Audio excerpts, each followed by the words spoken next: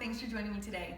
Today I'm going to go a totally different direction from what I normally go, and we are going to look at something called bucket drumming.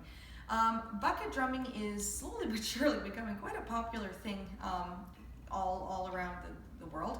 And what's great about bucket drumming is it can be done with very few amount of supplies. So really all you need is a bucket and a pair of sticks. And if you're at home right now and looking at this, you don't even need drumsticks. If you've got old wooden spoons or something at home, maybe not nice wooden spoons because your family might not want you to use nice wooden spoons, but older wooden spoons or sticks outside, that might be better if you've got nice wooden spoons. You can use those to hit your buckets. This is also a great activity to do outside unless you have neighbors, in which case you might want to do it inside when no one's sleeping. So, bucket drumming, what's all about bucket drumming? Well, if you're an educator and watching this, there's a couple resources that I use as a classroom teacher and that I love. They are by a guy by the name of Mark Shelton.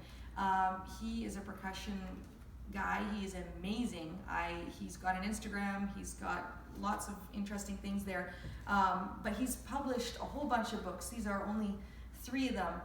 I've used these in the classroom. I love them. I'm not going to show you any today because of copyright things, but if you're looking for some really good resources for bucket drumming, I highly recommend Mark Shelton. He also does a lot of found sound, which means sounds with just common objects that you find around your room. So that would be a great resource if you're an educator and you're kind of interested in this and you want to know the next step. All right, so bucket drumming has a couple different parts. Essentially you just hit a bucket. It's really simple, but there's a couple different things you can do with it. The first thing is called a stick click. That's where you grab your sticks and click it. Pretty simple. If you look at the bucket yourself, you've got a couple different parts to it. The very top part is called the head. So that would be this section right here. That's called the head of your drum. You've got this outer edge here, and that's called the rim. So head, rim.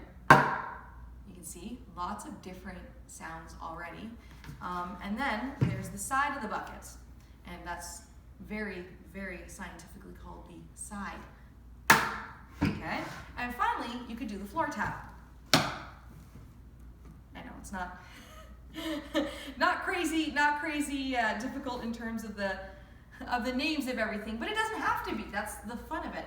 So, I mean, really, bucket drumming can be as simple or as complex as you want. You can have something simple like, so stick, click, head, stick, click, head. You can make a pattern. If you want to do 3, you could go really simple. Bucket drumming can also have 2 or maybe even 3 different things going on. So something like this.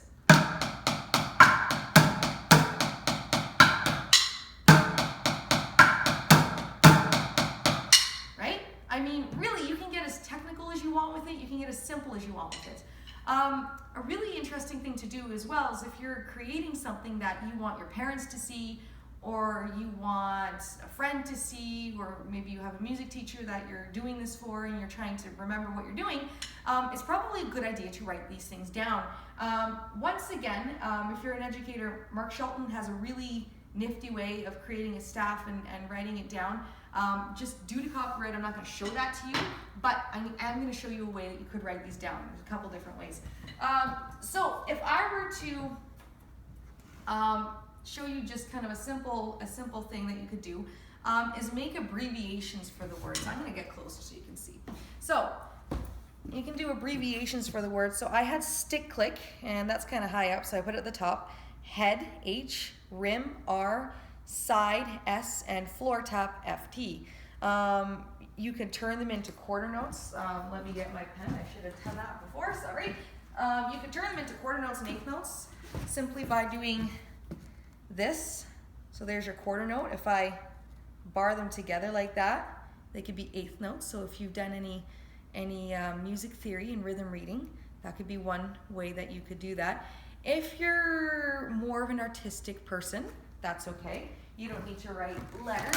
You can also draw pictures. So same symbols. I've got stick click there.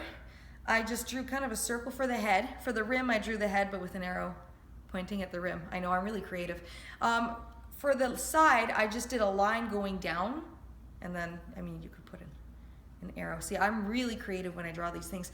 And finally, for the floor tap, I just drew the floor with an arrow pointing down. You're probably a lot more creative than me if you're thinking the drawing method. In fact, if you want to go ahead and post pictures of what you've decided to draw, I'd be really interested, because mine aren't really that creative.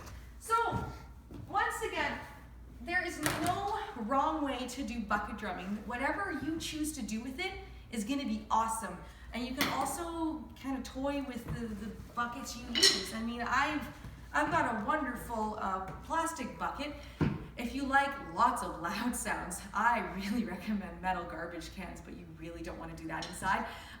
You could use baking pots or soup bowls, like those big soup things that people use to make soup.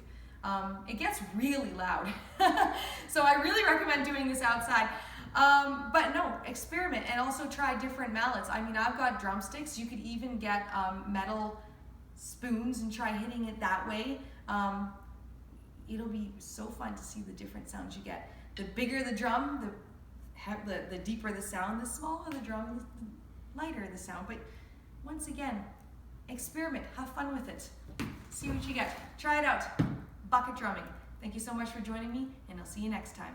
Stay safe. Goodbye.